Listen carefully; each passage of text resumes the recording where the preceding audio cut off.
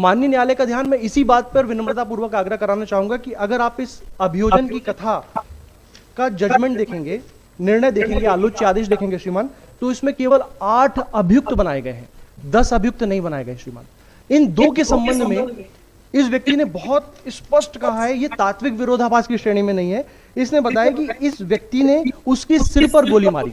जिस व्यक्ति का नाम ये सिर पर गोली मारने को बताता है वो श्रीमान अस्पताल में भर्ती होता है, और जिस सुरेश का नाम ये लेता है वो अन्य जगह माननीय न्यायालय के समक्ष अदालत में मौजूद होता है।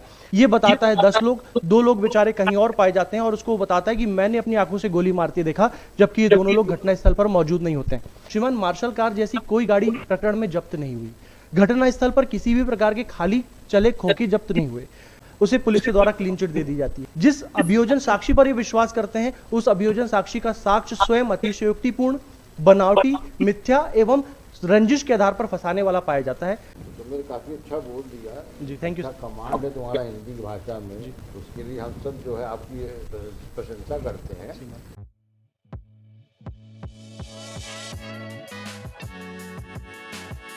माननीय न्यायालय के समक्ष दोष सिद्धि से व्यथित होकर आपराधिक अपील संख्या 11-383/2022 प्रस्तुत की गई है श्रीमान। इसमें अपीलार्थी महेश शर्मा एवं अन्य में अपीलार्थी क्रमांक 4, जिसका नाम है श्रीमान पंजाब रावत। श्रीमान, गिरफ्तारी दिनांक 6/10/2009 से ये 3 माह 22 दिन अभिरक्षा में रहा। घटना कब की है? 7/9/2009 की। Custody period? श्रीमान, पूर्व में ये 3 माह 22 दिन रहा और वर्तमान में आदेश दिनांक से 9 माह 14 दिन। श्रीमान, 302, 147, 148, 149, 307। अभियोजन का प्रकरण संक्षिप्त रूप में इस प्रकार है कि दिनांक 7/9/2009 को शाम 6:45 पर फरियादी बनवाल सिंह रावत के द्वारा घटनास्थल ग्राम समूह का हार पक्की सड़क अंतर्गत थाना करेरा में इस आशय की देहाती नालिश रिपोर्ट लेखबद्ध कराई गई कि आज दिनांक 7/9/2009 की सुबह वह अपने बड़े भाई बालकिशन मृतक रिश्तेदार अरविंद रावत निवासी टोरिया, राधेश्याम रावत निवासी भासड़ा खुर्द के साथ मोटरसाइकिल से करेरा आया हुआ था एवं करेरा से वापस अपने गांव सड़ जा रहा था। उसका भाई बालकिशन, अरविंद एवं राधेश्याम मोटरसाइकिल से आगे जा रहे थे तथा उनका भाई पीछे मोटरसाइकिल से जा रहा था। शाम के करीब 4:30 बजे समूहा हार पक्की सड़क पर जब वे पहुंचे तो पीछे से एक सफेद रंग की मार्शल गाड़ी आई और आगे निकलकर उसके भाई बालकिशन की मोटरसाइकिल में पीछे से टक्कर मार दी, जिससे वे तीनों लोग सड़क किनारे गिर गए थे एवं मार्शल गाड़ी रुक गई थी। उस गाड़ी में से एक राय होकर गांव के गुल्ली और राम किशोर कट्टा लिए, महेश पंडित कट्टा लिए, मथुरा दास कल्ला पंजाब, राम प्रसाद निवासी सड़, बबलू रावत निवासी दबई, देवेंद्र सिंह निवासी भाषण बंदूक लिए, सुरेश शर्मा निवासी खिरिया बंदूक लिए एवं मनोज निवासी सुकेता उतरे, जिसके कारण उसके भाई बालकिशन, अरविंद एवं राधेश्याम की खेत की ओर भागे तो ये सभी लोग उनके पीछे दौड़े तथा फायर करने लगे, जिससे तीनों लोग घायल हो गए एवं गुल्ली पंडित सुरेश शर्मा ने बालकिशन की पड़ी हुई अवस्था में कट्टा बंदूक से एक राय होकर फायर किया, जिससे सभी लोग फायर करते हुए दिनारा की ओर गाड़ी लेकर भाग गए। उसके पश्चात उसने अपने भाई बालकिशन को देखा, तब तक उसकी मृत्यु हो चुकी थी। उसके माथे एवं दाएं बाएं पेट, जबड़ा तथा शरीर में अन्य जगह चोट आई थी एवं अरविंद के बाएं हाथ की कोहनी, हथेली, बाएं पैर, बाएं पसली में तथा राधेश्याम के दाहिने हाथ की उंगलियां, पीठ से दाहिने पैर, बाएं हाथ में चोट आई थी। उसके पश्चात उसने अपने गांव में परिवार वालों को सूचना दी थी। थोड़ी देर के बाद पुलिस थाना करेरा की सुनारी चौकी से पुलिस आ गई थी। मैं माननीय न्यायालय का ध्यान विनम्रतापूर्वक आकृष्ट कराना चाहूंगा श्रीमान, इस प्रकरण की देहाती नालिश देख लेते। श्रीमान, देहाती नालिश को देखेंगे तो इस प्रकरण के अभियोजन साक्षी बनवाल ने 10 लोगों का नाम अभियुक्त के तौर पर परिचित कराया है। माननीय न्यायालय का ध्यान मैं इसी बात पर विनम्रतापूर्वक आग्रह कराना चाहूंगा कि अगर आप इस अभियोजन की कथा का जजमेंट देखेंगे, निर्णय देखेंगे, आलोच्य आदेश देखेंगे श्रीमान, तो इसमें केवल 8 अभियुक्त बनाए गए हैं, 10 अभियुक्त नहीं बनाए गए श्रीमान। इन दो के संबंध में इस व्यक्ति ने बहुत स्पष्ट कहा है, ये तात्विक विरोधाभास की श्रेणी में नहीं है। इसने बताया कि इस व्यक्ति ने उसके सिर पर गोली मारी। जिस व्यक्ति का नाम ये सिर पर गोली मारने को बताता है वो श्रीमान अस्पताल में भर्ती होता है, और जिस सुरेश का नाम ये लेता है वो अन्य जगह माननीय न्यायालय के समक्ष अदालत में मौजूद होता है। सर्वप्रथम अभियोजन ने जिस अभियोजन साक्षी को विश्वास कर माननीय न्यायालय के समक्ष दोष सिद्धि का आधार बनाया है, उसका खुद बयान एक संदेह के घेरे में आ जाता है श्रीमान। ये बताता है 10 लोग, 2 लोग बेचारे कहीं और पाए जाते हैं, और उसको बताता है कि मैंने अपनी आंखों से गोली मारते देखा, जबकि ये दोनों लोग घटनास्थल पर मौजूद नहीं होते हैं। अभियुक्त के संबंध में एक बात कहना चाहूंगा, ये बताते हैं 149 विधि विरुद्ध जमाव का सदस्य होना। अभियोजन ने विधि विरुद्ध जमाव का सदस्य होने के संबंध में मार्शल कार बताई। श्रीमान मार्शल कार जैसी कोई गाड़ी प्रकरण में जब्त नहीं हुई। घटनास्थल पर किसी भी प्रकार के खाली चले खोखे जब्त नहीं हुए। इन्होंने बताया कि जिस व्यक्ति को चोट लगी है उसको केवल साधारण चोट लगी है। इनमें से कोई भी व्यक्ति घटनास्थल पर मौजूद नहीं था।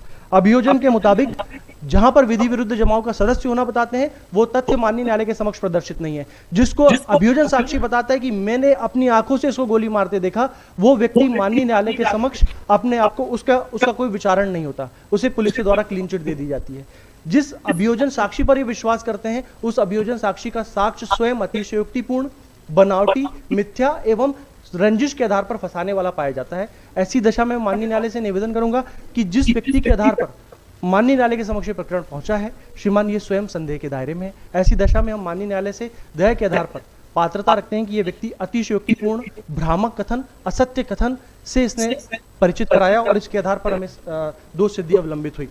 श्रीमान मैं माननीय न्यायालय का ध्यान एक जजमेंट के इस पैरा क्रमांक में भी आकृष्ट कराना चाहूंगा। पैरा क्रमांक 71 ये बताते हैं कि प्रथम सूचना रिपोर्ट में पुलिस कथनों में सुरेश शर्मा एवं देवेंद्र शर्मा के संबंध में तथ्य आया है। यह विवेचना के क्रम में उक्त दोनों आरोपी गणों के संबंध में यह पाते हुए कि वे अपराध में सम्मिलित नहीं थे श्रीमान, उनके विरुद्ध अभियोग पत्र न्यायालय में पेश नहीं किया गया। इस आधार पर सभी आरोपी गण को दोषमुक्त किए जाने की प्रार्थना की है।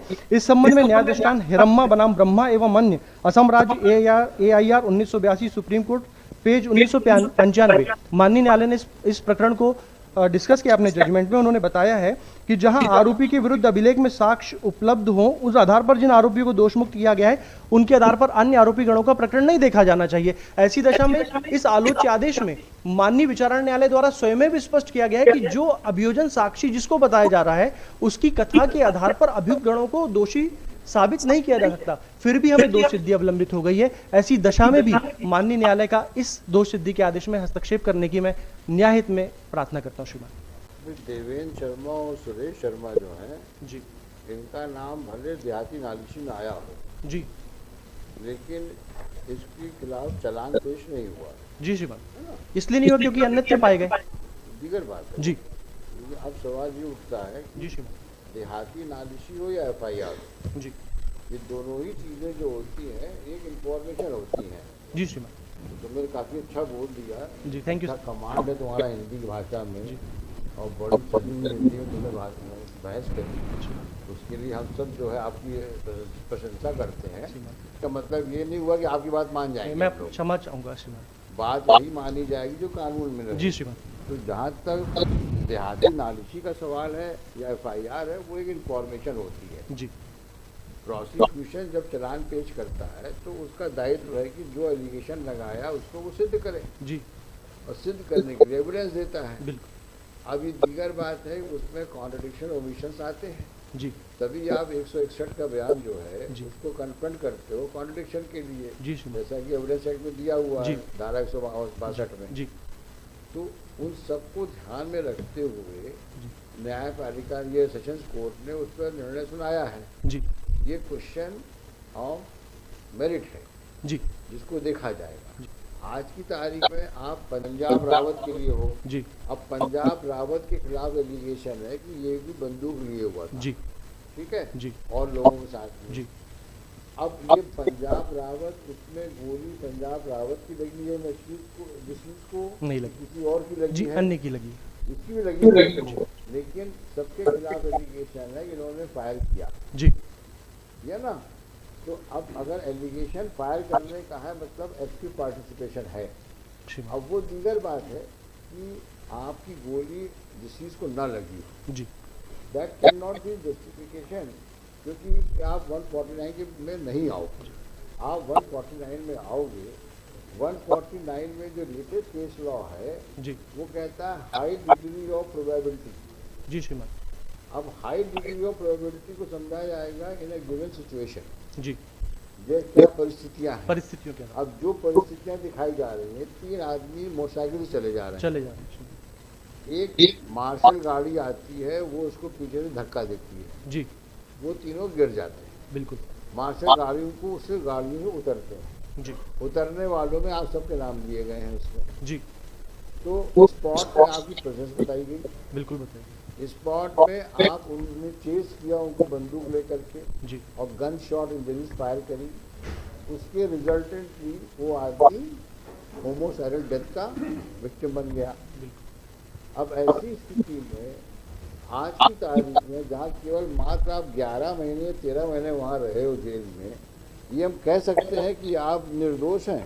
मैं माननीय न्यायालय से अब कुछ निवेदन कर सकता हूँ? हाँ जरूर करिए। हमसे कोई रिकवरी नहीं हुई है। हाँ धारा 27 का मेमोरेंडम के आधार पे हमसे कोई जब्ती नहीं है। अच्छी मार्शल गाड़ी कोई जब्त नहीं की जाती है। मैं माननीय न्यायालय ने हमेशा न्याय हित में जहां पर संदेह आया है वहां पर हमेशा अभियुक्त हित का संरक्षण किया है। पूछने क्या कहना चाह रहे हैं ये लोग? सरकारी वकील बतावे और ये बतावे अग्रवाल साहब जो अब कंप्लेनेंट के लिए हैं। लॉर्डशिप इसमें एफआईआर जो दर्ज करवाया देहाती नल से वो बनवाल ने करवाया। तो बनवाल ने जो एलिगेशन लगाया है कि ये सब लोग गाड़ी से आए, देवेंद्र को कट्टे से फायर करने का एलिगेशन है। इनसे इनको तो है नहीं, लेकिन ये उसका हिस्सा थे। सब लोग गाड़ी से आए, उनको घेरा और फिर मारा। तो इनसे रिकवरी का तो कोई बात ही नहीं होती क्योंकि देवेंद्र ने लगाया, लेकिन ये उसके हिस्सा थे। सब लोग आए और उन्होंने घेरा बना के उसको फायर किया। तो ये इसका प्रेजेंट तो है कि पंजाबी उसमें थे। और देवेंद्र जो मारा है तो उसका एफएसएल रिपोर्ट में घटनास्थल से 12 बोर की बंदूक, एफएसएल रिपोर्ट ये सब है और ये उनके हिस्से हैं। बनवाल के जो देहाती नालसी है, हाँ। देहाती नालसी में भी नाम है, एफआईआर में भी नाम है और जो इसकी स्टेटमेंट है कोर्ट के किसका? स्टेटमेंट, पंजाब का नाम? जी सर, कोर्ट के और स्टेटमेंट है। जो दो नाम और थे जाति नालिशी में, जी सर, उनको तो अलग कर दिया, जी सर, सुरेश और देवेंद्र तो सुरेश और देवेंद्र के खिलाफ चालान पेश नहीं हुआ, नहीं हुआ। तो गोली किसे चलाई? सर देवेंद्र ने, हैं? देवेंद्र शर्मा ने 12 बोर की बंदूक। उसके खिलाफ चालान पेश नहीं हुआ है। हाँ, देवेंद्र शर्मा और सुरेश के विरुद्ध अभियोग पत्र प्रस्तुत नहीं किया गया है, तो फिर गोली किसी कोर्ट ने किसको गोली मारना सिद्ध पाया है? एविडेंस क्या आई है? सर एविडेंस जो बनवाल है उसका जो पैरा 29 पढ़ती हूँ मैं। अरे मैडम, मेरे को ये सवाल बता दो जी सर, कि देवेंद्र शर्मा जिसके खिलाफ चालान ही पेश नहीं हुआ है, तो कन्विक्शन किस आधार पर हुआ? और लोगों का जो आपके देहाती नालिशी कहती है देवेंद्र शर्मा ने गोली चलाई, देवेंद्र और सुरेश ने, और दोनों आदमी चालान में नहीं है नाम उनका, तो फिर किसने गोली चलाई? फिर जिसके खिलाफ अभियोग पत्र पेश किया है वो किस क्या है? साहब भी पूछ रहे हैं ना कि रिकवरी उसको तो सारा होमवर्क कोर्ट ही में होगा। सर हम्बल रिक्वेस्ट करती हूँ कि आप मुझे रिकॉर्ड दे दीजिए, मैं लंच के बाद इसको पढ़िए आप, जी पढ़ के बताइए लंच की बात करो भाई।